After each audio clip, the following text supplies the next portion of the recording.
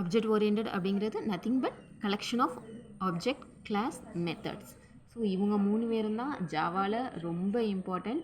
இப்போ ஒரு ஜாவா ஆக்சுவலாக ரொம்ப ஈஸிங்க. எப்படின்னா டெய்லி உங்கள் வீட்டில் நடக்கிறது இல்லை வெளியில் நடக்கிற ஒரு விஷயத்த நம்ம பர்சனல் லைஃப்பில் நடக்கிற ஒரு விஷயத்த கம்பேர் பண்ணியே நம்ம ஜாவா கான்செப்ட் வந்து ஈஸியாக லேர்ன் பண்ணிக்கலாம். ஒரு வீட்டில் வந்து உடனே நம்ம உள்ளே நுழைஞ்சிருவோமா, உடனே வந்து பெட்ரூம்க்கோ உடனே கிச்சனுக்கோ நம்ம போயிடுவோமா? இல்லை, ஃபஸ்ட்டு கேட் இருக்கும், அதை ஓப்பன் பண்ணணும், அதுக்கப்புறம் மெயின் டோர், அதுக்கப்புறம் ஹாலு, அதுக்கப்புறம் தான் உள்ளே போவோம். ஸோ அந்த மாதிரி தான் இந்த கிளாஸ் மெத்தட்ஸ் ஆப்ஜெக்ட் அப்படி எல்லாமே. கோடிங்கை நீங்கள் அப்படி தான் எழுதுவீங்க. இதை வந்து நான் டீட்டெயில்டாக நான் சொல்கிறேன்.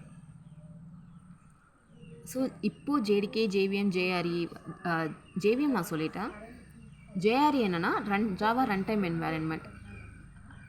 லைப்ரரிஸ் இன்பில்டாக நிறைய மெத்தட்ஸ் இருக்கும், நிறைய விஷயங்கள் இருக்கும். நீங்கள் அதை யூஸ் பண்ணி ஜாவா அப்ளிகேஷன் கோடில் வரும்போது நீங்கள் க்ரியேட் பண்ணிக்கலாம்.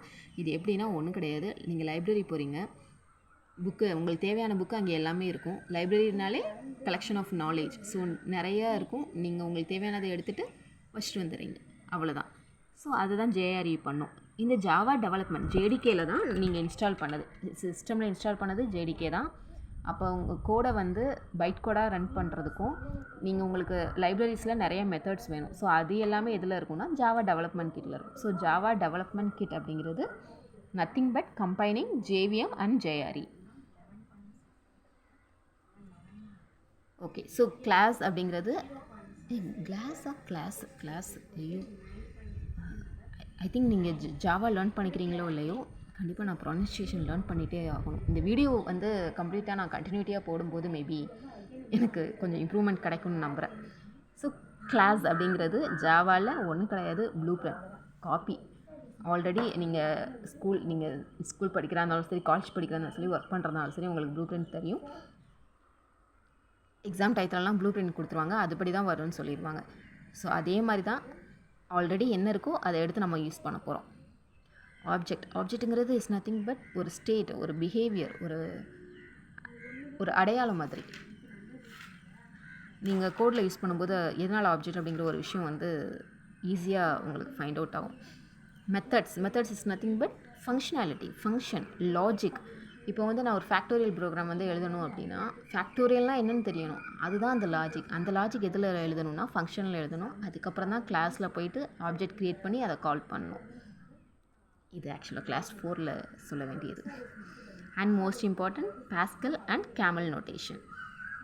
பாஸ்கல் அண்ட் கேமல் நோட்டேஷன் வந்து என்னென்னா, நேம் நம்ம ஜாவா கோடிங், ஜாவான்னு இல்லை, நம்ம கோடிங் எழுதுகிறோம் அப்படின்னாலே ஃபங்க்ஷன் நேம் கொடுக்கணும், கிளாஸ் நேம் கொடுக்கணும். ஒரு ப்ராஜெக்ட் க்ரியேட் பண்ணுறீங்கன்னா அதுக்கு நேம் கொடுக்கணும். என்ன வேணாலும் கொடுக்கலாமா? இல்லை, அது கொஞ்சம் வேலிடாக இருக்கணும்ல. அதுக்கு தான் வந்து பாஸ்கல் கேமல் நோட்டேஷன் வந்து ஜாவாவில் யூஸ் பண்ணுறாங்க. ஜாவாவில் கம்பேர்ட் டு அதர் லாங்குவேஜ், ஜாவாவில் வந்து நீங்கள் ப்ரோட்டோகால் ஃபாலோ பண்ணல, சின்னதாக ஒரு கேபிட்டல் இல்லை ஸ்மால் லெட்டரில் வந்து நீங்கள் மிஸ்டேக் பண்ணாலிங்கனாலே எரர் பயங்கரமாக அடிக்கும். ஸோ இது ப்ளீஸ் நோட் பண்ணிக்கோங்க. பாஸ்கல் நோட்டேஷன்னா எப்படி இருக்கும் அப்படிங்கிறத நான் சொல்லிடுறேன்.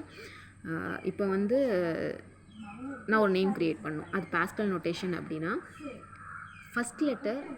இப்போ நான் வந்து என் பேர் வந்து பார்கவி. ஸோ பார்கவி தான் நான் அதுக்கு யூஸ் பண்ண போகிறேன்னா, பார்கவியில் ஒரே ஒரு லெட்டர் ஒரே ஒரு வேர்டு தான் இருக்குது, பார்கவி மட்டும் தான் இருக்கும். So first letter should be the capital. இதே இது வந்து என்னோடய ஃபுல் நேம் வந்து பார்கவி சாமிநாதன். ஸோ பார்கவி சாமிநாதன் நான் யூஸ் பண்ணுறேன் அப்படின்னா சாமிநாதனோட ஃபஸ்ட் லெட்டர் எஸ்ஸும் வந்து கேபிட்டலாக இருக்கணும்.